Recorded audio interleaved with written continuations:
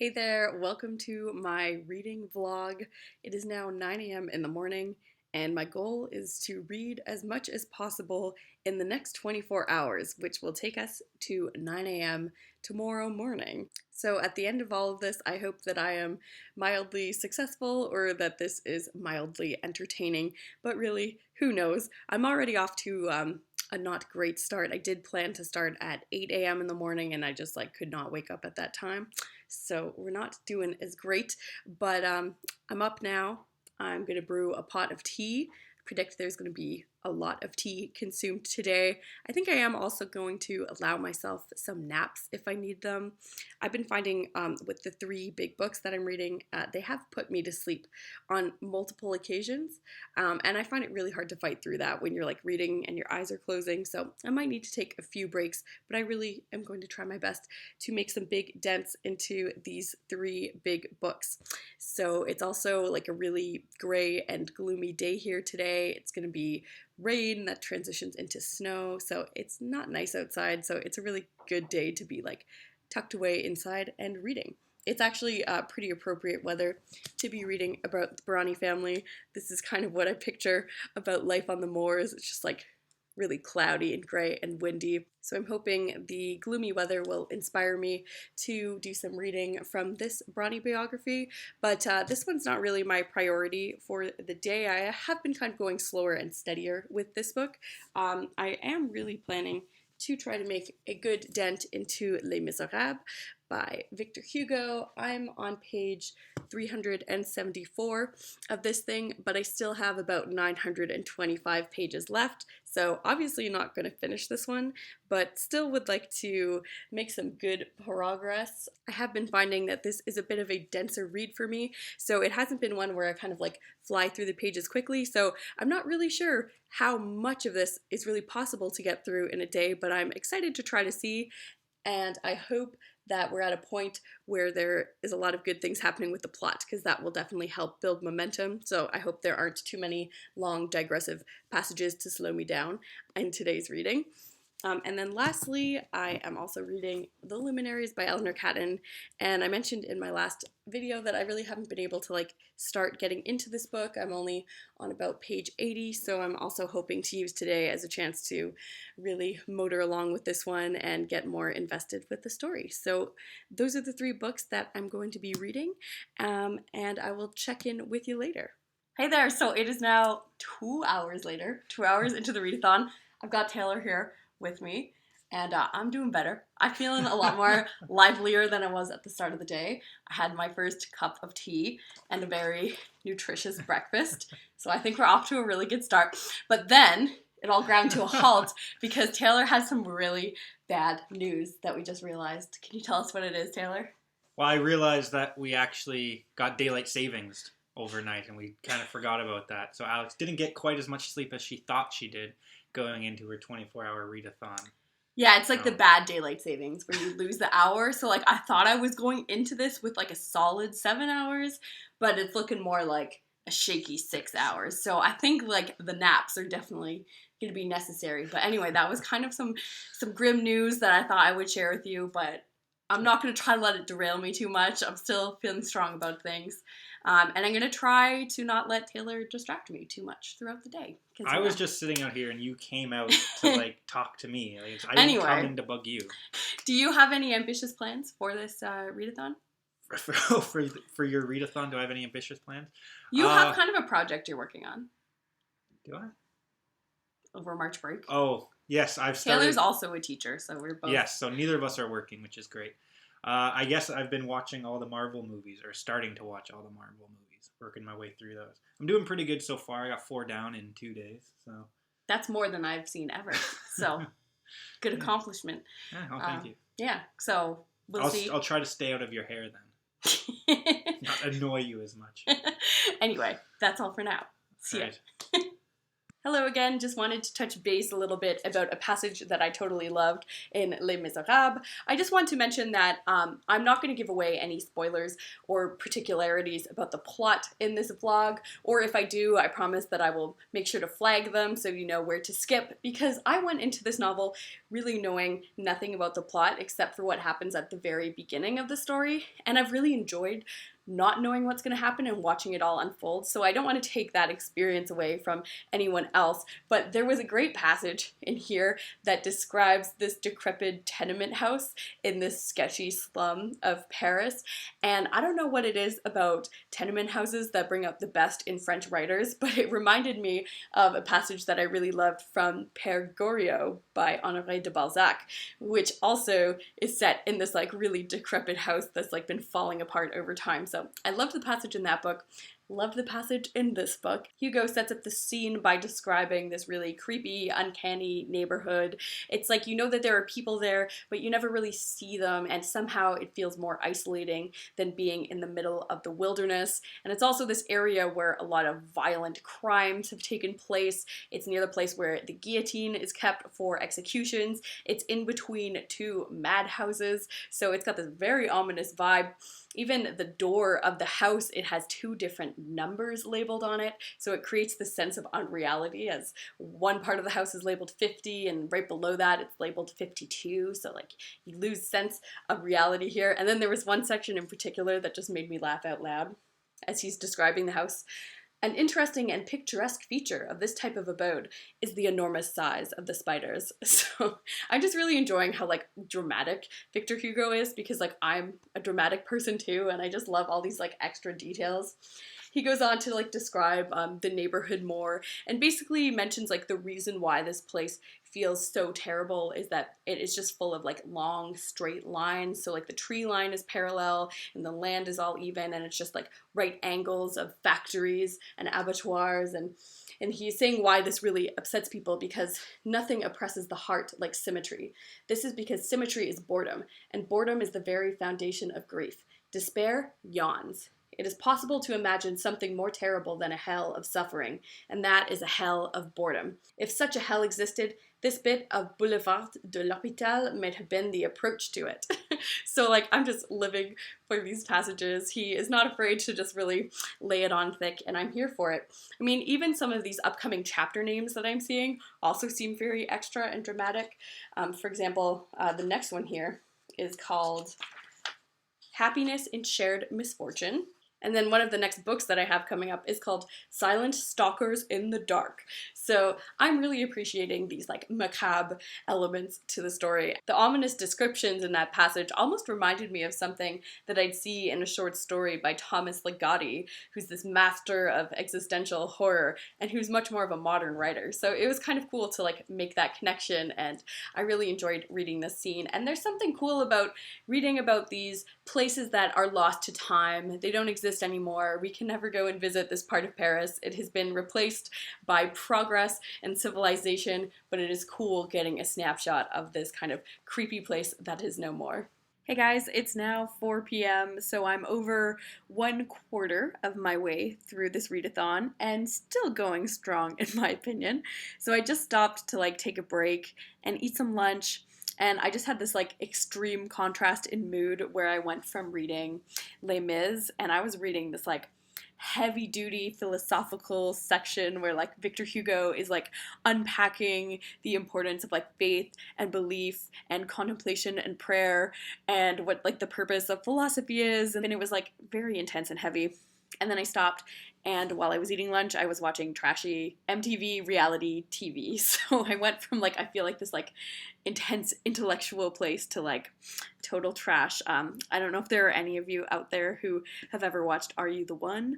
I'm not proud that I watched that show, but it is literal garbage, but you know, I have fun. So yeah, really, I have been working through Les Miserables all morning, and I've only read 100 pages and I've been reading for like 5 hours.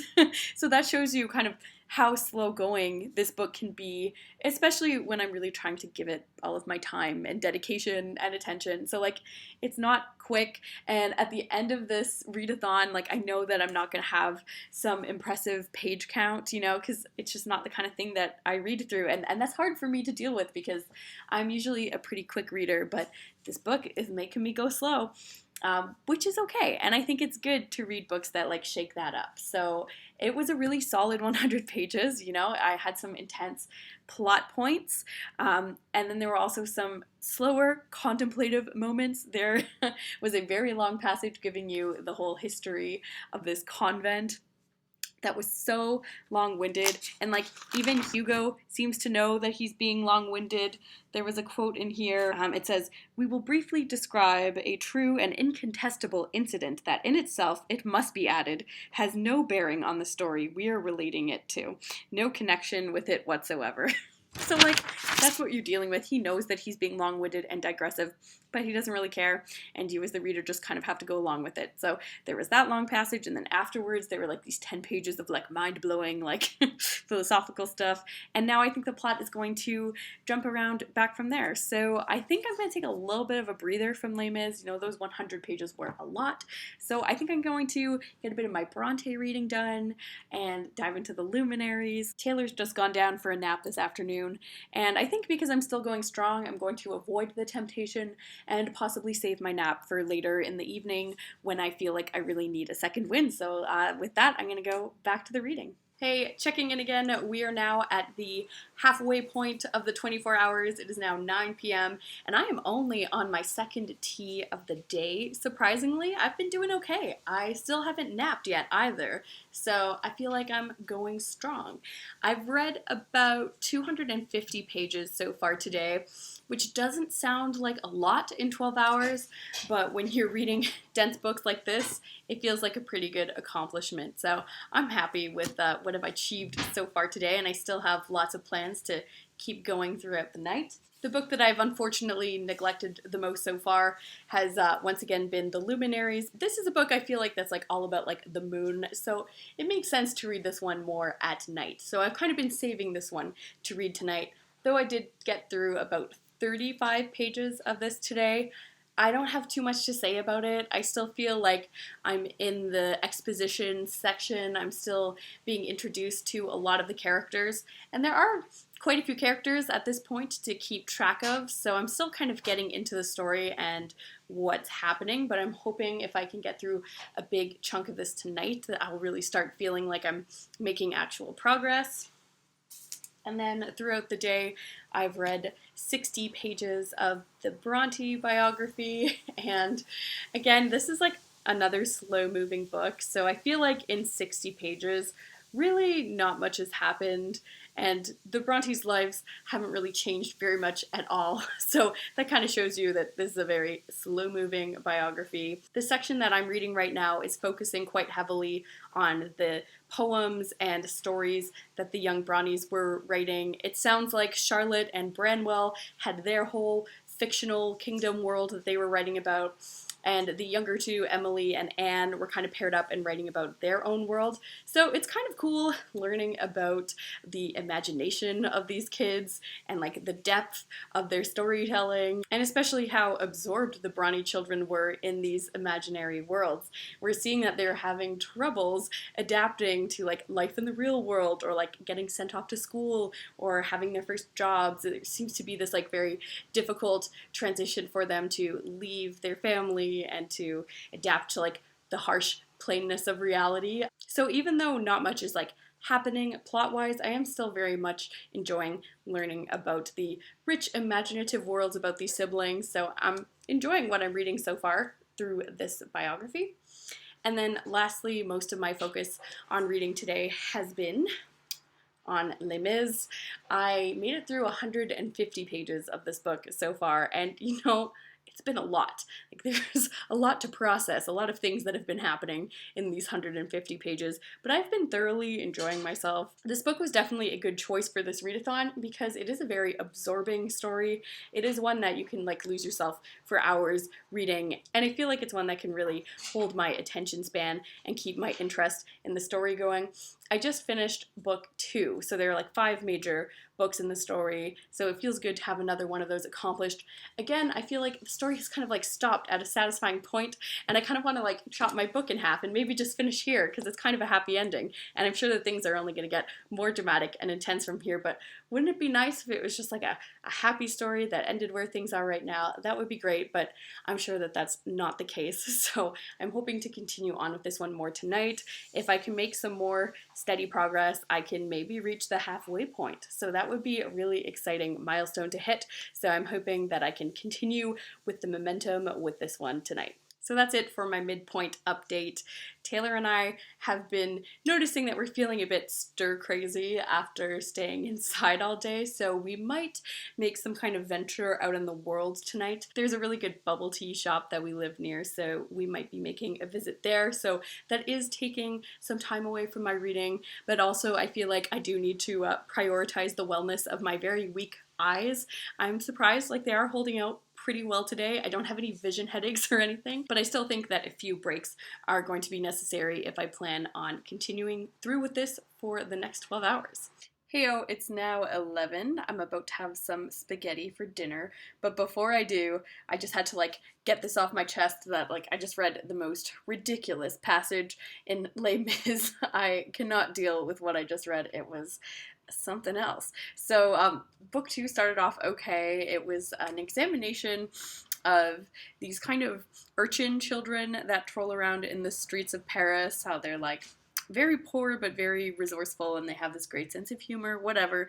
But then it turned into just this big, long exaltation of the city of Paris and how it's like the greatest place on earth. And I guess I just have a hard time stomaching too much nationalism. There was this section a long time ago in the book about the Battle of Waterloo, and that was kind of getting a bit much, where Hugo's trying to argue that somehow the French still like won the battle, even though of course, you know, they were kind of defeated. But it was even worse in this section when he's trying to describe how like Paris is like the greatest city in the world and like the heart of all humanity stems from the spirit of Paris. So like here are some direct quotes from this passage. Paris embodies the world, for Paris is a summation. Paris is the greatest achievement of the human race. It radiates greatness on earth. Its books, theater, art, science, literature, and philosophy are the manuals of the human race. It makes its language one that is spoken universally, and this language becomes the word, capital W. It constructs in all minds the idea of progress. It is of the spirit of its thinkers and poets that since 1789, all heroes of all nations are made. So, like, he's really laying it on thick in this section. Basically, I'm feeling like there's like zero chill in this book right now. I feel like Hugo doesn't have a subtle bone in his body, and I'm just finding it hard to deal with that and process that. Like, it's just so ridiculous to me, the idea that like everything great in humanity comes from this like Parisian enlightened attitude, like especially when I think of like colonization and what was going on and what the French were doing with like First Nations people who were like perfectly happy living their own lives on Turtle Island and, you know, having heroes of their own spirit that like definitely didn't stem from what was happening in Paris. So like just have a hard time with that attitude. This trend seems to pop up quite a bit when certain authors or artists that are from great cities need to really glorify the place that they're from as like the center of the universe. You see it with Paris in this book, but I'm sure lots of other authors would feel the same way about London. And you definitely see it a lot now in stories from like New York, where they act like it's like the only place in America where you can live a fulfilling or meaningful life. So I guess I'm just kind of over that narrative of like your city being like the only place that matters, and maybe that's because I'm from more of like a mediocre city, but it just gets tiresome because, you know what, like life is important all around the world, everywhere, no matter where you live. Like, yeah, I get the French Revolution was a pretty big deal, and everyone likes the ideas of like equality that stemmed from that. That is cool, but like, it's just getting a bit excessive in this book right now. So normally, I think what I would do is step away from this book for a while. Like, I would give it a timeout and give it some space, but you don't really have the luxury of doing that in a 24-hour readathon. Like, you just kind of have to like keep going. So I'm hoping that Hugo is going to tone it down because I can't stomach too much more of this. So I'm hoping that I can get back on my footing with this book, because right now I felt like we hit this like big wall. So here's to hoping that I can recover from this fervid nationalism. So yeah, rant over. I'm going to go eat some spaghetti now. Hey guys, we're here doing a bubble tea check-in. It is now tomorrow. No, it's past midnight officially. Yeah. And we still have 8 hours and 45 minutes to go, which is a weird thing to be saying at this time. I kind of almost can't like fathom what's gonna happen. That you're only like, what, 2/3 of the way through? It feels weird, and I feel like my best 2/3 are behind me also. Like, I feel like the deterioration is starting to happen. I can see it, yeah. Okay. Betrayal. We're gonna edit this out. So Taylor, I just wanted to ask you what your day has been like while I've been reading all day. I've been playing video games and watching Marvel movies all day. How many Marvel movies? 4 so far today. Yeah, so we're both being somewhat indulgent. You're reading great works of literature, and I'm watching Marvel movies and playing video Trashy games. great works of literature. Yeah, and I'm watching trashy movies, so it works out okay. One of us is maybe being a little more enriching with their indulgences, but... Are you planning on staying up through the night? I will try to support you as best I can. We will see. I will do the best that I can. I might take a little bit of a nap so that I can be there for you for the final push. That might be how I support you the best. Okay, thanks. Wish me luck, guys. There's still lots to look forward to. I've got this bubble tea. I still haven't taken my bath yet, so lots of good stuff ahead of me tonight. So I have not given up hope yet. She can do it. Hey again, it is now 5 in the morning, so that means we've got about 4 hours left of reading.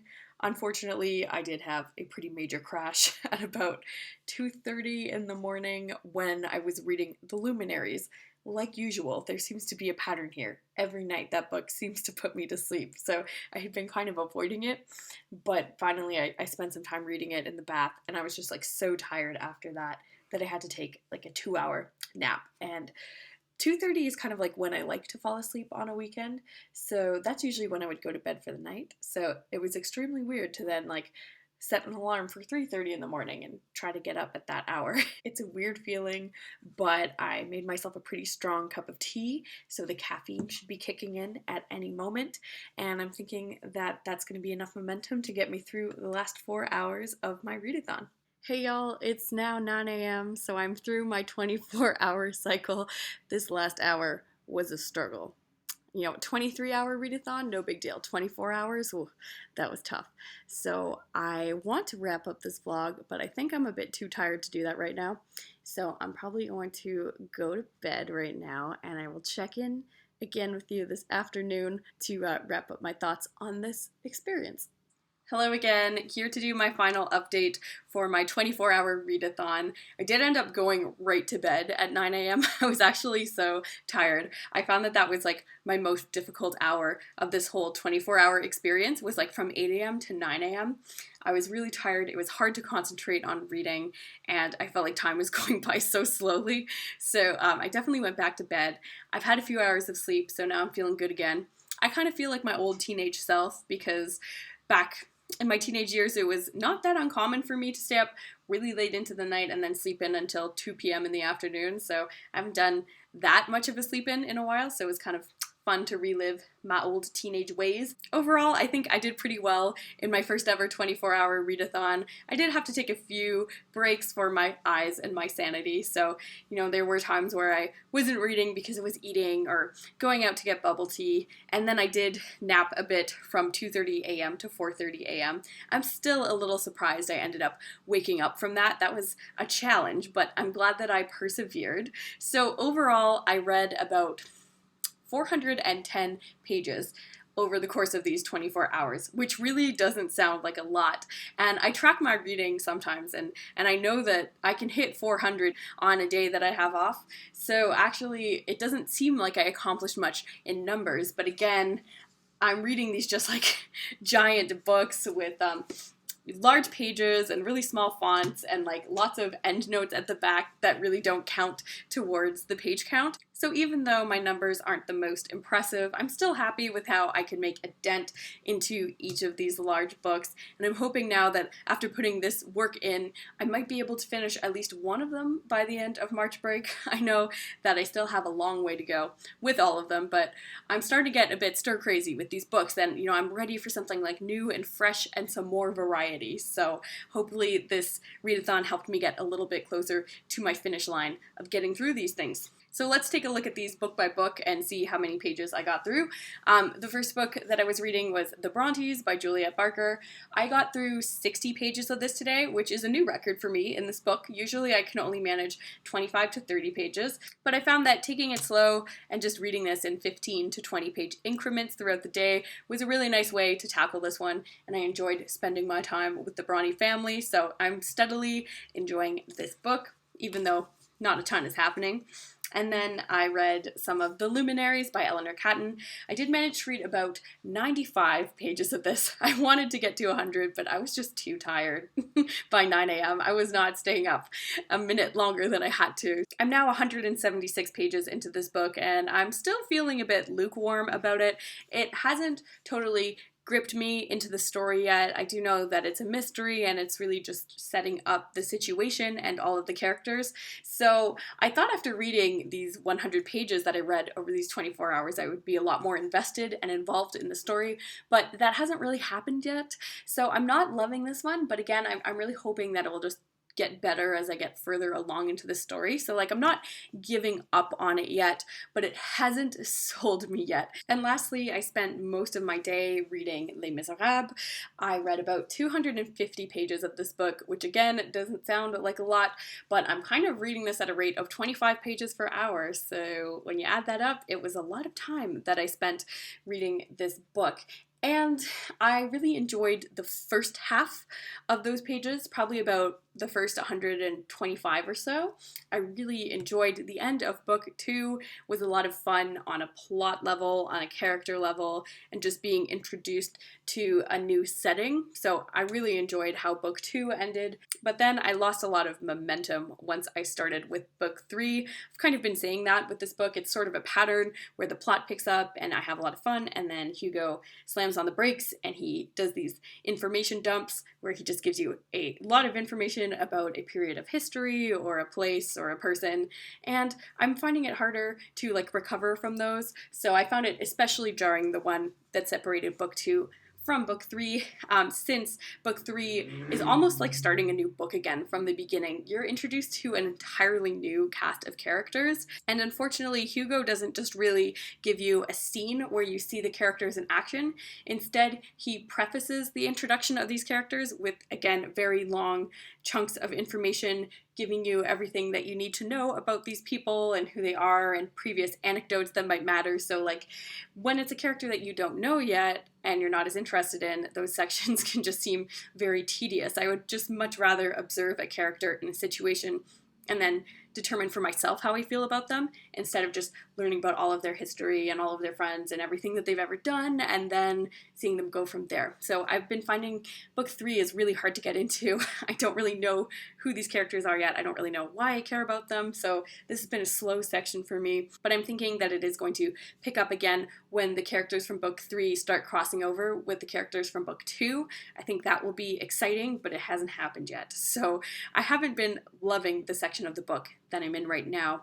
But I am glad that I had this readathon to kind of force myself through this section. It was a good excuse to just kind of motivate myself to just keep pushing through, because if I wasn't reading this for a readathon, I would just kind of get bored and put it down maybe for a few days, which would majorly slow down my progress. So I'm glad that I had that excuse to keep me steadily moving along through this book. So I didn't quite make it to the halfway point that I wanted to. I was about 30 pages away from meeting that goal, but I am very close. So it's really nice to have about half of this beast behind me, and the book seems a lot more manageable now that I only have about 680 pages left to go. So that's it for all the books that I read. Overall, I had a pretty fun time doing this 24-hour readathon. It was fun to challenge myself. It was also fun to have an excuse to just read all day and not feel guilty about that. And it was good to test my attention span to see how much stamina I have as a reader. It's definitely something that I've been working on building up over the years, and I was pretty pleased. I was pretty focused throughout most of the day. I did have to take a few breaks for my vision and my sanity, so I did take some food breaks, and I did take the 2-hour nap from 2:30 to 4:30. And I will say that that was like the least fun part about this experience, was the last third of the readathon when I got tired and I just didn't feel like reading was very much fun anymore. So I did take that nap, and it was hard to bounce back from that. So even though I still did manage to wake myself back up and get some reading done, I think I would have enjoyed it more if I had just slept for like a solid 7 hours from 2 a.m. and then gotten up again at 9 a.m. and just had another full day of reading. So I think I'd be a better candidate for a 24 and 48 kind of readathon, where you have more time to plan those breaks than I was in just like a full 24-hour setting. But I'm still really glad that I tried it. I had fun reading. I hope you had some fun watching this mess of a vlog. So that's where I'm going to wrap it up today, and I will see you again at another time in the future when I'm hopefully more well-rested and coherent. Bye!